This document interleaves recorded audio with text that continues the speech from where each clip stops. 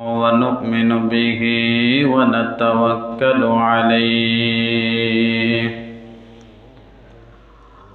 ونعوذ بالله من شرور أنفسنا ومن سيئات أعمالنا من يهده الله فلا مضل له ومن يضلله فلا هادي له ونشهد أن لا إله إلا الله وحده لا شريك له ونشهد أن سيدنا وسندنا وحبيبنا وطبيب قلوبنا ومولانا محمدا عبده ورسوله الذي أرسله بالحق بشيرا ونذيرا وداعيا إلى الله بإذنه وسراجا منيرا أما بعد فقد قال الله تعالى في كلامه المجيد وفي فرقانه الحميد أعوذ بالله من الشيطان الرجيم بسم الله الرحمن الرحيم يا أيها الذين آمنوا إذا نودي للصلاة من يوم الجمعة فاسعوا إلى ذكر الله وذروا البيع ذلكم خير لكم إن كنتم تعلمون وقال رسول الله صلى الله عليه وسلم خيركم من تعلم القرآن وعلمه أو كما قال عليه الصلاة والسلام صدق الله العظيم وصدق رسوله النبي الكريم ونحن على ذلك لمن الشاهدين والشاكرين والذاكرين والحمد لله رب العالمين إن الله وملائكته يصلون على النبي يا أيها الذين آمنوا صلوا عليه وسلموا تسليما اللهم صل على محمد وعلى آل محمد كما صليت على إبراهيم وعلى آل إبراهيم إنك حميد مجيد اللهم بارك على محمد وعلى آل محمد كما باركت على إبراهيم وعلى آل إبراهيم إنك حميد مجيد اللهم صل وسلم وبارك عليه السلام عليكم ورحمة الله وبركاته ওয়ালাইকুম আসসালাম ওয়া রাহমাতুল্লাহ। আল্লাহ পাকের দরবারে অসংখ্য অগণিত শুকর ও সুজুদ যে আল্লাহ পাক অত্যন্ত দয়া করে মায়া করে মহাব্বত করে ভালোবেসে আল্লাহর ঘর মসজিদে আসার এবং বসার তৌফিক দিয়েছেন, তাই অন্তরস্থল থেকে মহাব্বতে জোরে সরে বলি আলহামদুলিল্লাহ। আলহামদুলিল্লাহ। শুকরিয়া আদায় করলাম কা আল্লাহ নিয়ামত দেয়কে। আল্লাহ দুনিয়াত বাঁচতে হলে আল্লাহর শুকরিয়া আদায় করতে হবে। মুমিন মুসলমান যারা আছে তারা চিন্তা করবে একমাত্র আল্লাহর শুকরিয়া আদায় করব, পৃথিবীর কারো নয়। আমি যে আয়াত তেলাওয়াত করেছি কোরআনুল কারীমের 62 নম্বর সূরা সূরাতুল জুমআহ 9 নম্বর আয়াত তেলাওয়াত করেছি। আল্লাহ পাক রব্বুল আলামিন জানায় দিলেন, ইমানদারদেরকে ডাক দিয়া বলেন আল্লাহ, ইয়া আইয়ুহাল্লাযীনা আমানু, আল্লাহ বলেন হে ইমানওয়ালারা, ইমানদাররা। আল্লাহ বলুন তো কারে ডাক দিছে? ইমানওয়ালাদেরকে। কোনো কাফেররে ডাক দেয় নাই, কোনো বেঈমানকে ডাক দেয় নাই। তাহলে বোঝা গেল কাফেরদের আগে মুসলমানদেরকে ঠিক করা লাগবে। ঠিক কারে? মুসলমানদের মুসলমানদেরকে আগে ঠিক করা লাগবে, যেগুলা হইল নামদারি মুসলমান। ঠিক কি দারি? নামদারি নামদারি। আল্লাহ বলতেছে হে ইমানদারগণ, হে ইমানদারগণ, বলি আল্লাহ বলেন তোমরা সালাতের যখন আহ্বান করা হয়, সালাতের জন্য যখন তোমাদেরকে ডাকা হয়, তোমরা সালাতের প্রতি অগ্রসর হয়ে যাও।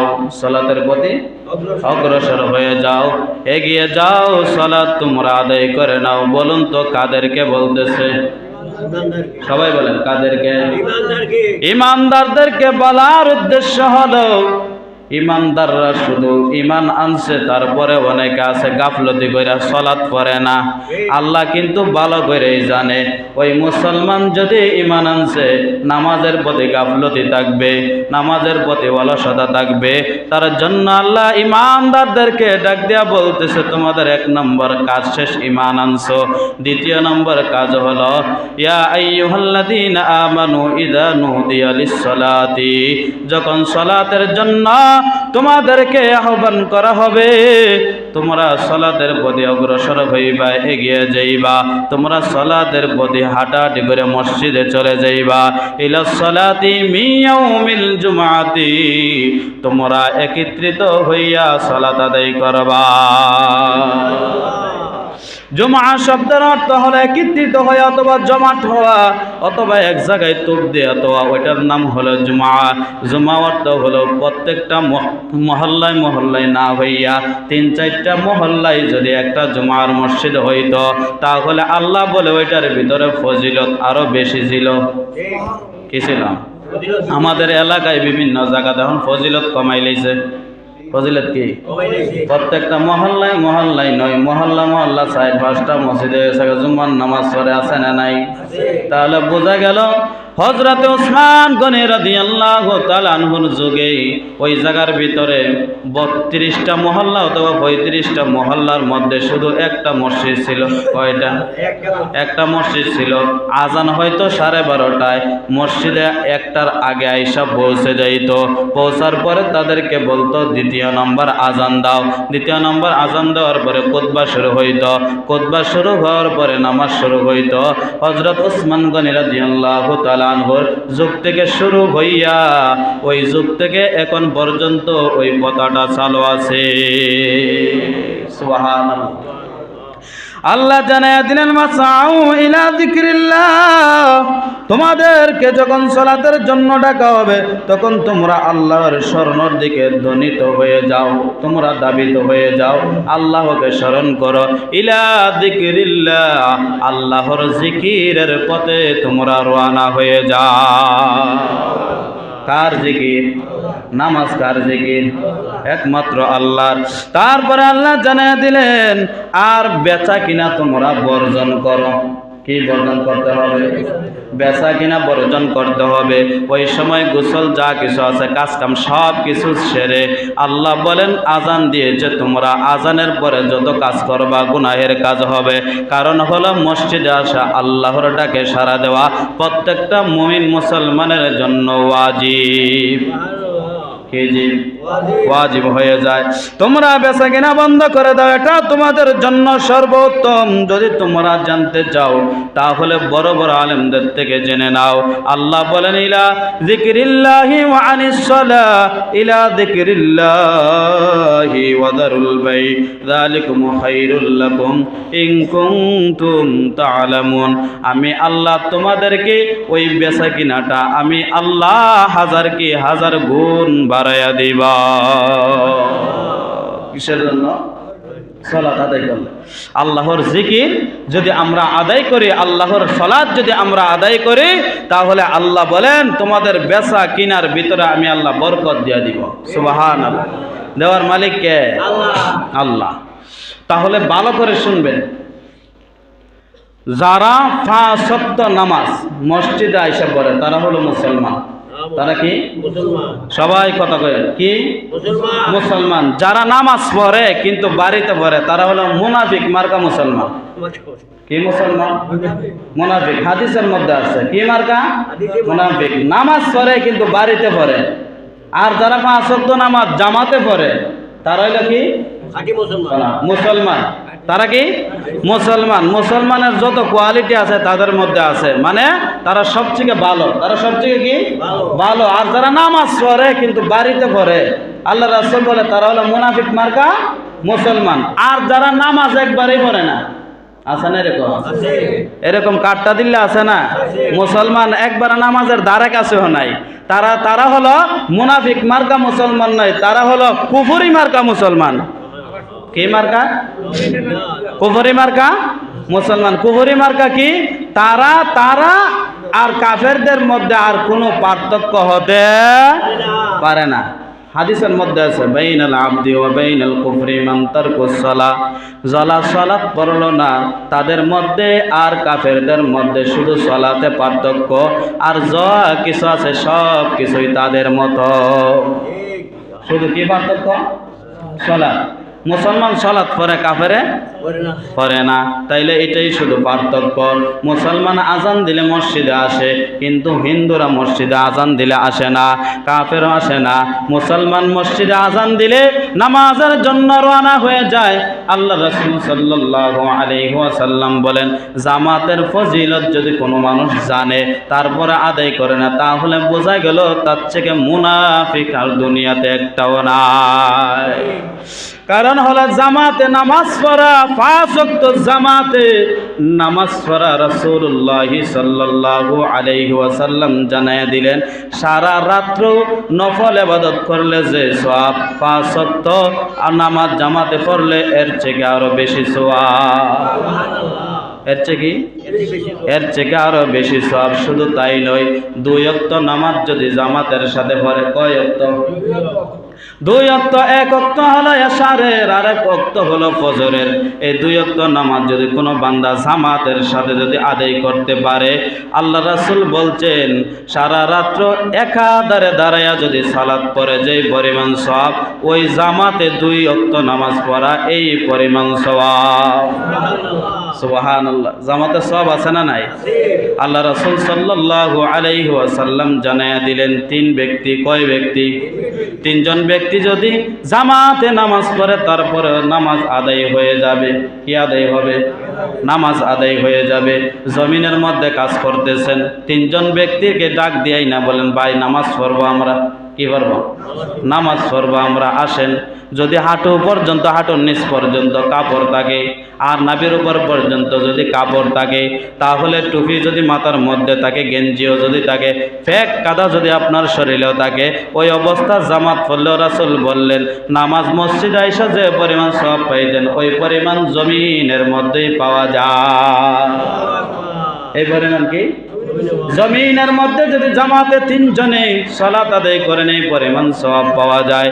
আল্লাহ রাসূল সাল্লাল্লাহু আলাইহি ওয়াসাল্লাম আরেক হাদিসের মধ্যে বর্ণনা করেন, কোন ব্যক্তি যদি জানতো জামাতে কি পরিমাণ সওয়াব, ফজরের নামাজে কি পরিমাণ সওয়াব জামাতে আদায় করলে ওই মানুষটা আহুমর দিয়া, তাহলে ওই মানুষটা সাইটিয়া হইল গৈরিয়া হইল মসজিদে আইসা জামাত পড়ত। সুবহানাল্লাহ, কি পরিমাণ সওয়াব জামাতে নামাজ পড়া। আল্লাহ রাসূল সাল্লাল্লাহু আলাইহি ওয়াসাল্লাম বলেন, ইমামের পিছনে দাঁড়াইছেন, ইমামের নামাজ হয় নাই, কার নামাজ? কিন্তু আপনি একটা দায়িত্ব বিহাজাল ইমাম বইলা দাঁড়াইছেন ইমামের পিছনে। আল্লাহ বলেন, হে বান্দারা শুনিয়া নাও, ইমামের নামাজ যদিও না হয় তোমরার নামাজ হইয়া গেছে। কার নামাজ?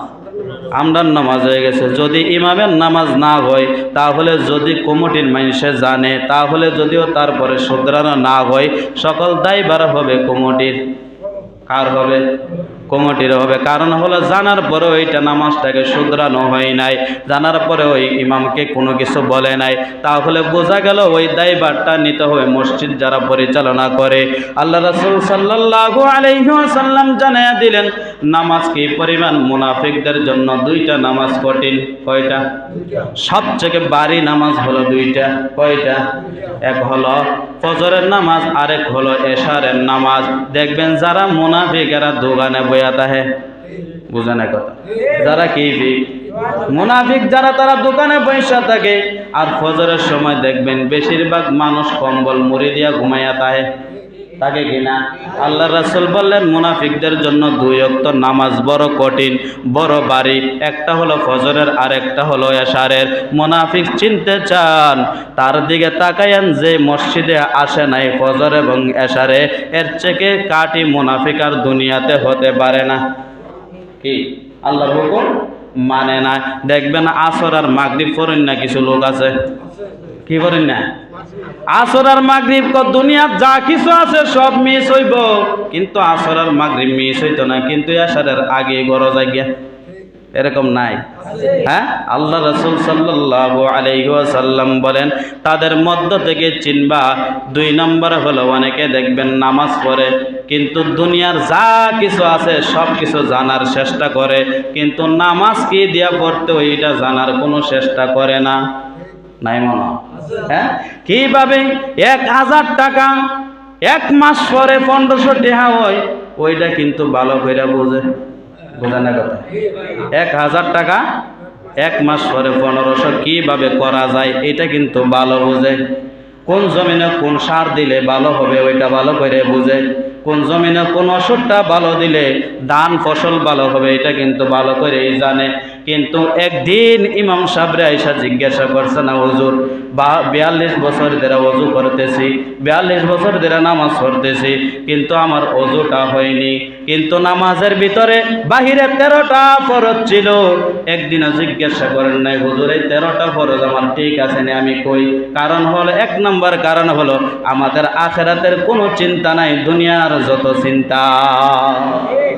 কিসের চিন্তা নাই? আখিরাতের কোনো চিন্তা নাই। নামাজ হইলে হইছে, না হইলে নাই, কয়েকটা সেজদা দিলেই চলে, ঠিক নেই? না হইলে তো একজনকে জিজ্ঞাসা করতেন, ভাই দুনিয়ার সব কিছুই জানলাম, দুনিয়া বোঝানোর মতো মানুষের অভাব নাই। একজনের কাছে যদি জিজ্ঞাসা করেন, ভাই ওই ধান ক্ষেত ফুকে ধরছে, এখন কি দিলে চলবে? আরো 2-3 জন আপনারা বুঝাইয়া দিব। বোঝা না কথা? কয়জনে? 2-3 জনে বুঝাইয়া দিবেন। কিন্তু একজন মানুষকে যদি জিজ্ঞাসা করেন, ভাই ওজুর ফরজ কয়টা? আমারে শরম দিলাইছেন, বুঝেন না? কি কয়? আমারে লজ্জা দিয়া লাইছেন মানুষের সামনে, কিন্তু এটা লজ্জা নয়। আল্লাহর রাসূল বলেন, ওইটা শিক্ষা করা তোমার জন্য ফরজ ছিল। দেখিয়েছিল ফরজ ছিল, ওই ফরজটা তরক করিয়া মানুষকে আরেকজনের সামনে আরেকজনকে বলছেন, লজ্জা দিছে, ওইটা আবার পাবলিসিটি করে। আছে না? না এরকম লজ্জা দিছে। আল্লাহ বলেন, দুনিয়ার লজ্জায় বাঁচতে পারবা, আখিরাতের লজ্জা বাঁচার কোনো রাস্তা নাই। কারণ হলো ওইখানে আল্লাহ বলেন, তুমি যা করো না কেন সব কিছুই তোমার সামনে একটা নেকিও তোমার কাছ থেকে ছিন্ন করে নেওয়া হবে না, তোমাদের থেকে আলাদা করে নেওয়া হবে না, একটা গুনাহও তোমাদের থেকে আলাদা করে দেওয়া হবে না। যা কিছু করছো সব কর্মগুলা তোমার সামনে পেশ করা হবে। ওইটা দেখে দেখে তুমি বলতে পারবা কোন সময় কি করছো, কোন সময় কোন কামটা করছো। ওইটা দেখার পরে অনেকে দেখবেন পিছনে কথা কয়। আল্লাহ রাসূল সাল্লাল্লাহু আলাইহি ওয়াসাল্লাম বলেন, পিছনে যে কথা কইছে ওই মানুষটা কিন্তু জানে না যার বদনাম করছে। কি কইছে বলেন? যার বদনাম করছেন, যার পিছনে কথা বলছেন, যার পিছনে চুগলখড়ি করছেন, যার পিছনে মুনাফিকি করছেন, যার পিছনে গীবত করছেন, ওই মানুষটা জানে না। কিন্তু হাসরের ময়দানে জানতে পারবেন, হাসরের ময়দানে জানতে পারবেন। আল্লাহ বলেন প্রত্যেকটা কথা রেকর্ড হয়। প্রত্যেকটা কথা কি?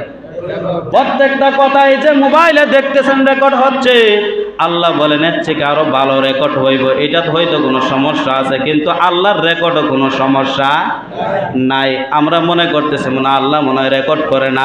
আল্লাহ দুইটা ফেরেশতা দুই কাঁধের মধ্যে রেখে দিয়েছে, একটা নেকি দেখে আর একটা বদি লেখে, একটা সওয়াব লেখা আর একটা গুনাহ লেখে। আল্লাহ বলেন প্রত্যেকটা কথা রেকর্ড হইতেছে। কি কথা রেকর্ড হইতেছে? পিছনে গীবত করা আমাদের মধ্যে মনে হয় যেন গরম ভাত আর ঘি খাইলে যেরকম টেস্ট, বর্তমানে গীবত করলে এরকম টেস্ট হয় না। টেস্ট ছাড়া দেখবেন, গীবত ছাড়া ওই জায়গার আলাপ আলোচনা চলে না। কি ছাড়া? গীবত ছাড়া। গীবত এমন হয়েছে, গীবত মনে হয় যেন ডাইল ভাত। গীবত কি? ডাইল ভাত হয়ে গেছে। গীবত ছাড়তে হবে, এখনো ভালো আছে সমাজ। যদি ভালো করতে চান সর্বপ্রথম গীবত ছাড়তে হবে। কি ছাড়তে হবে? গীবত। আল্লাহ রাসূল সাল্লাল্লাহু আলাইহি ওয়াসাল্লাম বলেন, হে সাহাবীরা জানো এমন একটা গুনাহ আছে যেই গুনাহটা জিনার চেয়েও ভয়ঙ্কর। কিসের থেকে? জিনার চেয়ে ভয়ঙ্কর। জিনা তো যদি 10 মিনিট 15 মিনিট 1 ঘন্টা হয়ে জিনা করছেন গুনাহ হয়ে গেছে, কিন্তু দ্বিতীয়বার আর গুনাহ হবে না। আল্লাহর রাসূল বললেন এমন একটা গুনাহ আছে, ওই গুনাহটা হলো গীবত। তার পিছনে যদি গুনাহ করছো, আল গীবাতু আশাদ্দু মিনাজ জিনা। আল্লাহ রাসূল বললেন ওই গীবত হলো জিনার চেয়ে আরো ভয়ঙ্কর। কিসের চেয়ে? জিনার চেয়ে আরো ভয়ঙ্কর। ওই গুনাহটার নাম কি? গীবত। এই গুনাহটার নাম কি? গীবত। বলুন তো আমাদের মধ্যে কম না বেশি? বেশি না কম? আল্লাহ বলেন দুইটা জিনিস তোমরা হেফাজত করো। কয়টা জিনিস? 1 নাম্বার, তোমরা যদি জবান হেফাজত করতে পারো, জিহ্বা ওয়া লিসান ওয়া শাফাতাইন, জিহ্বা তোমরা যদি হেফাজত করতে পারো, লজ্জাস্থান যদি তোমরা হেফাজত করতে পারো, ওই দুইটার যদি গ্যারান্টি দিতে পারো রে উম্মতেরা, আমি নবী বললাম তোমাদেরকে আমি জান্নাতে নেওয়ার সুপারিশ করব। কয়টার গ্যারান্টি? দুইটা জিনিসের গ্যারান্টি। একজনে আন্তভাবে আন্তাজিভাবে অনেকের গীবত করে ফেলে। আন্তাজ মানে অনেকটা কথা কইছে, এমন একটা কথা বলে দেখবেন অনেকের অন্তরের ভিতরে ঘৃণা লেগে যায়, অনেকের ভিতরে কষ্ট লাগে, আছে না নাই? এরকম কথা কওয়া যাবে না যেন আপনার ভাই ওই কথাটা শুনে কষ্ট পায়। ওইটার নাম হলো গীবত। এটার নাম কি? সাহাবীরা আল্লাহর রাসূলের দরবারে যাওয়ার পরে সাহাবীরা বললেন, ইয়া রাসূলুল্লাহ, ইয়া হাবিবাল্লাহ, নবী গো, গীবতের গুনাহ কিভাবে হতে পারে? বলে গীবত করলে এমন গুনাহ হয় যেন তোমার মরা ভাইয়ের গোশত তুমি খাইছো। কি খাইছে? মরা ভাইয়ের গোশত খাইছে। রাসূলের সামনে একজন বলতেছে, কিভাবে আমি বুঝবো? আল্লাহর রাসূল বললেন, তুমি গীবত করছো? বলে হ্যাঁ আমি গীবত করছি। বলে তোমার আঙ্গুলটা মুখের ভিতরে ঢুকাইয়া দাও। আঙ্গুলটা মুখের ভিতরে ঢুকাইয়া দিছে, সাথে সাথে তার মুখ থেকে বমির অবস্থা হয়ে গোশতর টুকরা একটা সামনে পড়ে গেছে। এমন সময় রাসূল বললেন, ও সাহাবী শুনিয়া নাও, ওইটাই হলো গীবতের গোশত। যে সরাসরি দেখাই দিছে, সরাসরি কি দেখাই দিছে। কারণ হলো গীবত করা যাবে না। আমাদের মধ্যে দেখবেন সূরা আউযুবিল্লাহ পারে না, বিসমিল্লাহ পারে না, সূরা ফাতিহা পারে না, কিন্তু গীবতের লাগে 1 নাম্বার। বোঝা না কথা? গীবতের লাগে 1 নাম্বার, কিন্তু কথা বলতে জানে না, কিন্তু গীবতের বেলা পারে বালা। বোঝা না কথা গিবতের বেলা পারে বেলা, কিন্তু কোনো সূরা ধরলে কেরাত ধরলে কইবে হুজুর আমি আইতেছি আপনি অপেক্ষা করেন, তারে আর কিয়ামত পর্যন্ত পাওয়া যাইতো না। বুঝা নাই, তারা কিয়ামত পর্যন্ত পাওয়া যাইতো না। কিন্তু এই মানুষে আপনার দেখবেন পিছনে গিবত করে, এই মানুষে কি গিবত করে। ওই গিবত থেকে বাঁচতে হলে লোক সমাজে কম বসতে হবে, দোকানপাটে কম বসতে হবে, রাস্তাঘাটে বিভিন্ন ধরনের মানুষের সাথে সাক্ষাৎ করা যাবে না। এখন বালাপুরা যেখানোর আগে গিবত শুরু হয়, আগে কি শুরু হয়? গিবত শুরু হয় আগে। গিবত থেকে বাঁচতে হবে। আল্লাহ রাসূল সাল্লাল্লাহু আলাইহি ওয়াসাল্লাম অন্য হাদিসের মধ্যে বর্ণনা করেন, গিবত যে এলাকাত বন্ধ হবে ওই এলাকার ভিতরে রহমত নাজিল হবে। গিবতের গুনাহ বড় মারাত্মক। গিবতের গুনাহ কি মারাত্মক। তাহলে আমরা যারা আছি সবাই ছেলে মেয়ে নাতি বিভিন্ন ধরনের আমরা বিবাহ করাই না? সবাই খেয়াল করেন, কি করায়? বিবাহ করায়। তাহলে 4টা জিনিস দেখে বিবাহ করা হয়। কয়টা জিনিস? সবাই খেয়াল করেন, কয়টা জিনিস? 4টা। বুখারী শরীফের 5090 নম্বর হাদিস, আন আবি হুরায়রা রাদিয়াল্লাহু তাআলা আনহু আন্নান নবী সাল্লাল্লাহু আলাইহি ওয়াসাল্লাম তুনকিহুল মারআতু লিআরবাঈন লিমালিহা ওয়া লিজামালিহা ওয়া লিহাসাবিহা ওয়া লিদীনিহা ফাসবার বিযাতিদ দ্বীন তুরিবাত ইয়াদাক। আবু হুরায়রা রাদিয়াল্লাহু তাআলা আনহু বলেন, নবীজি আমাদেরকে বলেছেন, নবীর জবান থেকে আমরা শুনেছি 4টা জিনিস দেখে মেয়েকে বিবাহ করা হয়। কয়টা? 4টা। 1 নম্বর হলো লিমালিহা, তার ধন সম্পদ দেখে বিবাহ করো। কি সম্পদ? আমরা তো ধন সম্পদ দেখে বিবাহ করি আবার যৌতুক দেখে বিবাহ করে। কি দেখে? যৌতুক দেখে কেরা কত বেশি যৌতুক দিতে পারবো, মাইয়া কালাও অসুবিধা নাই, কিন্তু যৌতুকের দরকার না। এরকম আছে নি? কিসের দরকার? মাইয়া একটু বাইরটা কাটো এবং কালো, কিন্তু 3 লাখ টাকা দিলে চলবো, আমাদের আর অন্য কিছু দেওয়ার দরকার নাই। এরকম আছে না? আল্লাহ রাসূল সাল্লাল্লাহু আলাইহি ওয়াসাল্লাম বলেন, লিমালিহা, ধন সম্পদ দেখে বিবাহ করো, কিন্তু যৌতুক চাওয়া না, যৌতুক চাওয়া যাবে না। 10 থেকে 15 জন, 20 জন, 30 জন যদি আপনার পক্ষ থেকে বলা হয়, এইটাও আপনার জন্য তাদের উপরে জুলুম করা হবে। কে কইছে? আপনার পক্ষ থেকে যদি বলেন আমরা 20 জন আমু, মেয়ের বাবা বলতে হবে, ও বিয়াই আপনারা 50 জন আইন। কয়জন? এই 50 জন যদি একজন বেশি দেন, তারপরে একজনের জুলুম করছেন। বুঝে নাই? আমরা জুলুম করতে করতে জুলুম কিতাব বুইলা লাইছি। বোঝা নাই কথা? আমাদের মধ্যে এত পরিমাণ জুলুম শুরু হয়েছে, কোনটা জুলুম আর কোনটা বালা করছে বুঝি না। কোনটা ভালো করছে আর কোনটা জুলুম করছে এটা বুঝি না। এই ব্যাপারটা দেখবেন বেশিরভাগ মানুষ আছে 60 জন কইলে 90 জন যা, 60 জন কইলে 90 জন যা, একজন বেশি না 90 জন, মানে 60 জন কইলে 90 জন কয়জন বেশি গেছে? 30 জন যেন গেছেন, 30 জনে জুলুম কইরা আইছেন। তাহলে বলুন তো এই বিয়াত বরকত আসেনি? কারণ হলো জুলুম দিয়া শুরু করছেন। মাল দিকা সম্পদ দিকা বিবাহ করবেন, কিন্তু যৌতুক চাইবেন না। মেয়ের বাড়িতে অনুষ্ঠান করা ঠিক না, ছেলের বাড়িতে অনুষ্ঠান করা সুন্নত। কি কইছে? কর। ছেলের বাড়িতে অনুষ্ঠান করা, যারা বিবাহ করছেন এরা নিয়ত করতে হবে। কি করতে হবে? নিয়ত করতে হবে যে আমার বাড়িতে অনুষ্ঠান করব, মেয়ের বাড়িতে কোনো অনুষ্ঠান নাই। অনেকে আবার অবাক হয়ে যায়, মেয়ের বাড়ির থেকে 50 জন আসলো, কিন্তু ছেলের বাড়ির থেকে 60 জন গেল, তারা যে সমান হয়ে গেছে। অবাক হয়ে যায়। কি হয়ে যায়? অবাক হয়ে যায়। কারণ হলো এই চল এখন বর্তমানে বিবাহর ভিতরে আমরা উল্টা পাল্টা করে লাইছি। ইসলামটা কিন্তু সোজা ছিল, ইসলামটারে উল্টাই আমরা আবার দেখা যায় বিবাহ করছি। কি করছি? ইসলামটারে ডাইরেক্ট উল্টাই লইছি। মেয়ের বাড়িতে অনুষ্ঠান হবে না, ছেলের বাড়িতে। সবাই কর। কার বাড়িতে হবে? আমরা এখন কার বাড়িতে করি? মেয়ের বাড়িতে। বলুন তো, দেন মোহর মেয়ে পাওনা না ছেলে পাওনা? মেয়ে পাওনা। তো এখন ছেলেরে দে। কারে দে?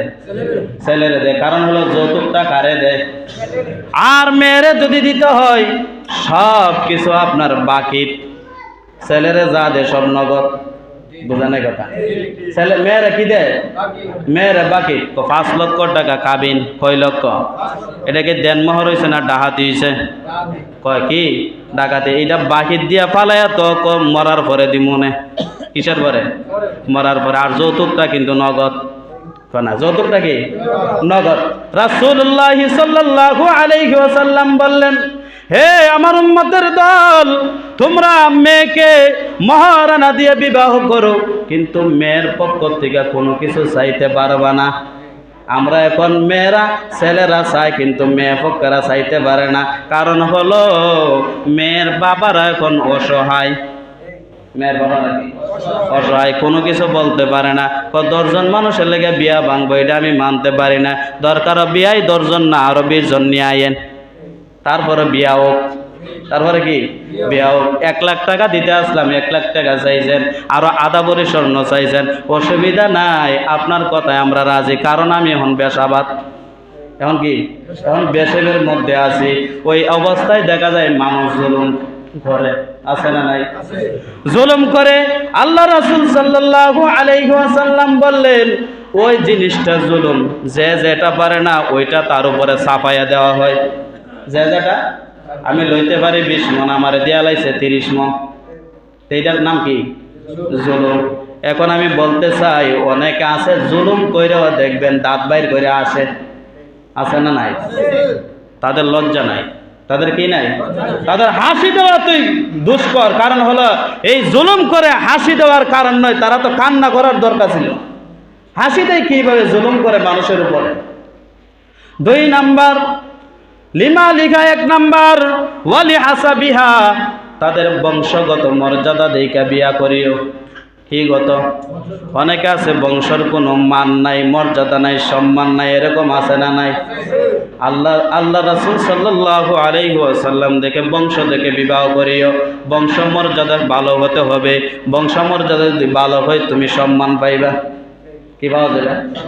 সম্মান পাওয়া যাবে। 3 নাম্বার ওয়ালি জামালিহা, তুমি সৌন্দর্যতা দেখা বিয়া করো। কি দেখা? তোমরা সৌন্দর্যতা দেখা বিয়া করিও। আমরা ওই 3টা দেখি। কয়টা? সবাই খেয়াল করেন, কয়টা? 3টা দেখলে পারফেক্ট হয়ে গেলে সব শেষ। সব কি শেষ? আল্লাহ রাসূল বললেন শেষ হয় নাই। ওই 3টা দেখা যারা বিয়ে বাহ করবে, শুধু ওই 3টা দেখা তারা ধ্বংস হয়ে যাবে। কি হয়ে যাবে? এটা কার কথা? আল্লাহ রাসূলের কথা। তারা কি হবে? ধ্বংস হয়ে যাবে। লাস্টেরটা হলো ওয়ালি দিনিহা, দিনদারিতা দেখা বিয়া করিও। কি দারিতা? দিনদারিতা যদি দেখা দিনদারিতাকে প্রাধান্য দাও, ফাসফার বিজাতিদ্দিন, তোমরা দিনদারিতাকে প্রাধান্য দিয়ে বিবাহ করিও। যদি তোমরা দিনদারিতাকে প্রাধান্য না দাও, তরিবাতিয়া দাগ, তোমরা ক্ষতিগ্রস্ত হবে। কি হবে? ক্ষতিগ্রস্ত হবে। শুধু আল্লাহ রাসূল সাল্লাল্লাহু আলাইহি ওয়াসাল্লাম জানায় দিতে চান, 3টা যদি প্রথমে না থাকে, বংশমর্যাদা না থাকে, মাল ধন সম্পদ যদি না থাকে, কোনো অসুবিধা নাই। কিন্তু সৌন্দর্য না থাকলে কোনো অসুবিধা নাই। যদি বংশমর্যাদা না থাকে কোনো অসুবিধা নাই, কিন্তু দিনদারিতা থাকতেই হবে। এই যে বিভিন্ন ধরনের সমস্যা দেখেন। কি সমস্যা? অনেকে আছে দেখবেন, কিছু বাহিরের মানুষ নিয়ে যায়, বউটা দেখেই বা আমার ছেলের বউটা, এরকম আছে না নাই? বাহিরের মানুষ বেশিরভাগ হাজি সাহেব এরা যায়। কি সাহেব? হাজি সাহেব যার এক বেটার বউ দেখতো। কোন বেটা? বুঝেন না কথা? নিজের আপন বাপ বউ দেখা যায় নাই। কি কইছে কত? নিজের আপন বাপ বউ দেখতে যাওয়া জায়েজ নাই। আর আপনার ভাড়া করে হাজি সাহেব, কাজী সাহেব, ওই সাহেব, এই সাহেবরে লইয়া যান, সর্দার ফর্দারে লইয়া যান, ওইগুলা যতবার দেয় ততবার জিনার গুনাহ হয়। কিসের গুনাহ? কোন সবাই কথা? চৌকে দেখলে চৌকের জিনা, মুখে বললে মুখের জিনার গুনাহ। যদি আপনার হাত দিয়া ধরেন, হাতের জিনার গুনাহ আছে না নাই? আল্লাহ রাসূল সাল্লাল্লাহু আলাইহি ওয়াসাল্লাম জানায় দিলেন, শুধু একমাত্র মা দেখতে পারবে, বোন দেখতে পারবে, মহিলারা যত 14 গোষ্ঠী আছে সব দেখতে পারবে। পুরুষ একমাত্র যে বিয়া করবে দেখতে পারবে, অন্য কেউ দেখা হারাম। কি কইছে অনেকে দেখা হারাম। অনেকে আছে, অনেক খারাপ মানুষ আছে ওই এলাকার মধ্যে, দেখবেন বেশিরভাগ দেখবেন লম্বা টুপি লম্বা জামা লাগায় গিয়া দেখবেন অন্যর বরে কাপড়টা তুলো চান একটু, এরকম নাই? এরকম আছে। এরপরে উন্নাটাও সরাও, তোমার চুলগুলা দেখে লই, হাতগুলা দেখে লই। বলুন তো এইগুলা নেশা ভালো না খারাপ? খারাপ। অন্যর বউরে দেখাও তুই জায়েজ নাই, তুমি কি দেখলা কইলা? এগুলা জায়েজ আছে? এইগুলা একবারে জায়েজ নাই। ওইগুলার থেকে শুরু করিয়া এলাকা যদি ভালো করতে হয়, মহিলাগুলাকে অন্য পুরুষ থেকে কথা বলা বন্ধ করতে হবে। কি কইছি বল? অন্য পুরুষ থেকে বন্ধ করতে হবে। আব্দুল্লাহ ইবনে তালহা নবীর দরবারে গিয়া বলতেছেন, ও নবী, আমার স্ত্রীকে যদি 1 মিনিটের জন্য কোনো বেগানা পুরুষের সাথে কথা বলতে দেখি, আমার স্ত্রীর গর্দান থেকে আমি গর্দানটা উড়াইয়া দিব। সকল সাহাবী আল্লাহু আকবার কইয়া দাঁড়ায়া গেছে। নবী বলতেছেন, সাহাবী তুমি কথা বলার কারণ কি? বলে ওই মানুষের সাথে কথা বলবে আমি সাহাবীর কোনোদিন সহ্য হবে না। আর আমরা ঘন্টার পর ঘন্টা কারইয়া আপনার সাথে দাঁড়াইয়া আরেকজনের লোক কথা বলতেছে, কোনো আপনার রিয়াকশনে নাই। কি নাই? রিয়াকশনে নাই। তারপরে আমরা মুসলমান দাবি করি, আছে না নাই? হ্যাঁ, আপনার স্ত্রীকে সবথেকে মর্যাদা, সবথেকে সম্মান আপনি যদি না দেন পৃথিবীর কেউ দিতে পারবে না। আপনি সবথেকে দামি জিনিস মনে করতে হবে আপনার স্ত্রীরে। সবথেকে কি দামি জিনিস? তাইলে আমরা সবথেকে সস্তা বানাইছি এখন বর্তমানে ঘরের স্ত্রীরে। কি বানাইছে? সস্তা। যেহানো জানে এখানে লয়া যান, যেহানো জানে এখানে খাওয়ানে 14-15 জন এক লগে থাকলো ওই মানুষটার সামনে তারে বুরকা টুরকা যা সব কইলা খাওয়াইতেছেন, এরকম নাই? হ্যাঁ, তাইলে আপনার স্ত্রী আপনার কাছে সম্মান পাইছে, আপনার কাছে দামি নয়। আপনার কাছে একটা 2 টিকা চকলেট, কয় টিকা? 2 টিকা বাদ দেন না, 1 টিকা চকলেটের মধ্যে খাবার আছে। বুঝেন কথা? ছোট বাচ্চারা ছিঁড়তে পারে না, বড়রা আবার দাঁত দিয়ে ছিঁড়ন লাগে, আঙ্গুল দিয়েও ছিঁড়তে কষ্ট হয়। আর আপনার বউয়ের ফর্দা ছাড়া রাস্তা দিয়ে আটে, এটা তো আপনার চকলেট থেকে আরো সস্তা হয়ে গেছে গা। বুঝে না কথা? চকলেট থেকে কি হয়েছে গা? সস্তা হয়ে গেছে, কারণ এটা খাবার নাই শরীরে। শরীরে কি নাই? খাবার নাই। তাইলে এটা আরো নিকৃষ্ট, নষ্ট হয়ে গেছে, চকলেট থেকে আরো সস্তা হয়ে গেছে। যতক্ষণ না পর্যন্ত ওই মহিলারা ঘরের ভিতরে প্রবেশ করবে, যতক্ষণ না পর্যন্ত ওই মহিলারা পর্দা বুঝবে, ইসলাম বুঝবে, ততক্ষণ পর্যন্ত একটা ঘরে শান্তি আসতে পারে না। কি আসতে পারে না? শান্তি আসতে পারে না। আল্লাহ যেন আমাদের সবাইকে বোঝার মতো তৌফিক দান করেন। সময় একদম কম, 1 মিনিট কথা বলো। অনেকে আছে দিনের দাওয়াতের কাজের বিরোধিতা করে। কিসের কাজে? দিনের। বলুন তো, আবু জাহেলের বিরোধিতা আর মুহাম্মদের বিরোধিতা কি এক? সবাই কর না? এক কর না? তা আবু জাহেলের বিরোধিতা করা প্রত্যেকটা মুমিন মুসলমানের উপরে ফরজ। কার বিরোধিতা? আর মুহাম্মদের সঙ্গে কথা বলা, তার অনুসরণ করা আবার ফরজ। তার অনুসরণ করা কি ফরজ। অনেকে আছে মুসলমান দাবি করে কিন্তু দিনের কাজের বিরোধিতা করে। কিসের কাজে? মুসলমান নাম, কিন্তু মুসলমান নাম কি মুসলমান, কিন্তু বালা কাজ পছন্দ না। বালা কাজ কি পছন্দ না। বলুন তো, আমাদের ভালো কাজ করার দরকার আছে না নাই? হ্যাঁ, ভালো কাজের উৎসাহ দিবেন। ভালো কাজ যে করাইবেন ওই ব্যক্তির যে সওয়াব, যেই ব্যক্তি করাইতেছে ওই ব্যক্তির সমান পরিমাণ সওয়াব। এই পরিমাণ, সমান পরিমাণ সওয়াব আছে না নাই? দিবেন কে? আল্লাহ বলতেছে, হে বান্দারা তোমরা শোনো, তোমরা দুনিয়াবাসী যারা আছে সবাইরে তোমরা দয়া করো, আমি আরশের মালিক তোমাদেরকে দয়া করব। দয়া কি শুধু ভাত খাওয়াইলে, তরকারি খাওয়াইলে, কি ভালো বুড়া খাওয়াইলে এটার নাম দয়া নয়। মানুষকে আল্লাহ বলা, মানুষদেরকে আল্লাহ চিনানো, এটার নাম একটা দয়া। এটার নাম কি? দয়া। যে মানুষে দেখছি না আমি আসার পর থেকে নামাজে, এই মানুষগুলো এখন নামাজ পড়ে। কনা সবাই কনা, এই মানুষগুলা কি করে? কিসের কারণে? তারা কি ফিডা দিছি? কি দিছি? তারা বুঝাইয়া নিয়ে আইতেছি। আমি দেখছি যারা বিরোধিতা করে তারা সব দিক দিয়ে বিরোধিতা করে। দাওয়াতের কাজ করন যেত না, তোমরা লগে থাকতাম না, তোমরাও বিরোধিতা করতেছ, আমরাও বিরোধিতা করো। তাহলে বোঝা গেল হারাম কাজে যারা সঙ্গী বানাইছে তারাই জাহান্নামের রাস্তায় চলতেছে, আর যারা নেকির কাজের সঙ্গী বানাইছে তারা জান্নাতের রাস্তায় হাঁটতেছে। যেহেতু তো পারে যা কিছুই বলো, কিন্তু ইসলামের দাওয়াত দেওয়া বন্ধ করা যাবে না। আমরা হারাম কাজের কথা বইলে আসছি আসবো, হালাল কথা বইলে আসছি আসবো, কিন্তু বাধা দিতে গেলে তারাই ধ্বংস হয়ে যাবে, কিন্তু ইমানদারের কিছু হবে না। আল্লাহ যেন ইমানদারদেরকে সাথে থাকেন এবং কাফের মুশরিক বেঈমান নামদারি মুসলমানদেরকে যেন আল্লাহ হেদায়েত দান করেন। সকলে বলে আমিন। ওয়া আখিরু দাওয়ানা আনিল হামদুলিল্লাহি রাব্বিল আলামিন।